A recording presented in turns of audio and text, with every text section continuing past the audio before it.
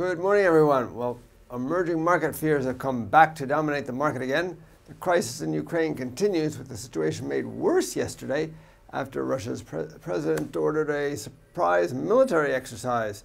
The situation discouraged investors about Europe and encouraged a flight to safety into the dollar.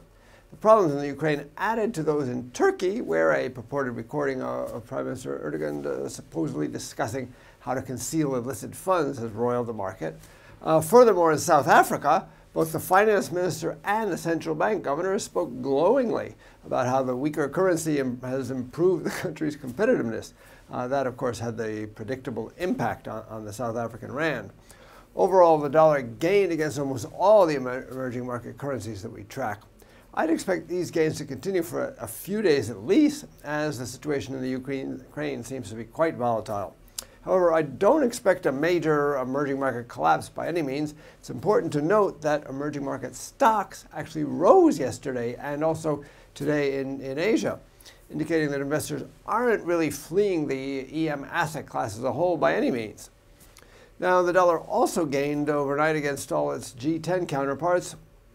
It was notable that the flight to safety, or the flight into the dollars, didn't include a flight to safety into the yen or Swiss franc, which usually rise under such circumstances. Now, the Swiss franc's a special case. It has only limited room to appreciate against the dollar when the dollar is appreciating against the euro. Because if it appreciates the dollar, that would mean the Swiss franc is really appreciating against the euro very much. But the Swiss National Bank is actively intervening to prevent euro-Swiss from approaching its 120 floor. On the other hand, dollar-yen was pretty stable on reports that some Japanese manufacturers are going to pay higher bonuses this year, which might increase inflation there. I could see dollar-yen moving lower, though, as the emerging market tensions increase. The main event today will be the rescheduled testimony of new Fed Chairman Janet Yellen before the Senate Banking Committee. I don't expect much of a reaction to her comments, since she's basically just going to repeat what she said before the House Financial Services Committee. However, there could be a knee-jerk reaction to buy dollars when she reiterates her intention to press on with tapering off the Fed's bond purchases. As for the indicators, we get the preliminary German CPI for February today, ahead of Friday's Eurozone CPI data. Germany's inflation is forecast to have slowed to 1.1% year-on-year from 1.2% in January. That could give rise to speculation that the ECB might ease at next week's meeting and could be euro negative, although personally, I don't expect them to change policy.